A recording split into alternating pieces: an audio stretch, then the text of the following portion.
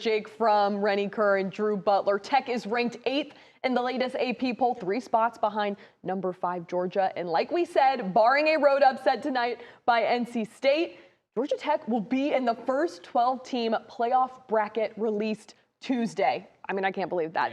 Heck of a season by then. Let's check out ESPN's projected opening bracket. There's a lot of opinions and guessing with what the playoff committee might do. So take this with a little bit of a grain of salt. ESPN also projecting who might win each conference, which might not necessarily match our opinions. But anyways, here it is. They have both the Dogs and Jackets and first round on-campus games. 5 seed Georgia hosting the projected American champion, number 12 Memphis, and 11 seed Georgia Tech in Oxford against 6 seed Ole Miss. Remember the big change this year. The top 4 highest ranked conference champs are not guaranteed a first round bye. Ohio State, Alabama, BYU, Miami, Memphis, the projected conference champs in this scenario. And some interesting notes, guys, they have Vanderbilt in the field, but they are down 24 to Texas right now in Austin, and a 2-loss Notre Dame is the first team out. 8 of the 12 teams are either from the SEC or Big Ten. Whew. Yeah, a lot to take in right there. Just for me, I don't want to get too far ahead of myself. There are 5 more weeks here of college football. Right. There's plenty of other chaos that will happen, and this thing will get rearranged and changed, but it is great and absolutely awesome to talk about. Notre Dame being the first team out, somehow, some way, I know they're going to find a way to get into this college football playoff. Georgia Tech, man, they're doing a great job. They're making a huge case for themselves.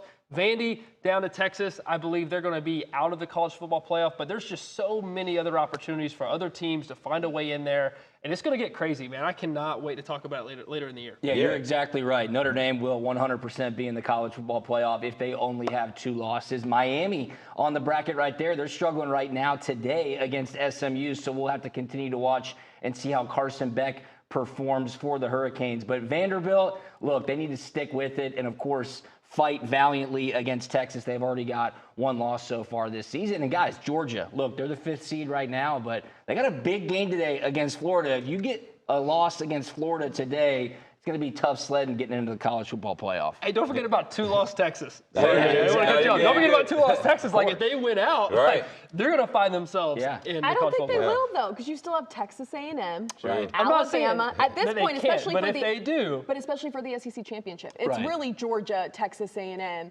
and Alabama right now. You can make a case for Texas Ole Miss. Still only 1 SEC loss now. I know. True. I know. But you have to remember the committee sometimes also, how does the team look? Exactly. And those teams are better. Yeah, you guys just said it. I mean, there's still so much more football to play. When I look at this list, I'm like, who is going to show up at the right time? Who's going to hit their stride? Who's going to have the least amount of injuries? Because that's going to play a factor down the stretch. So I look at Miami. They started out hot. Will they return, right? Texas, they're doing pretty well. But, you know, who are they going to be? Who's Georgia going to be?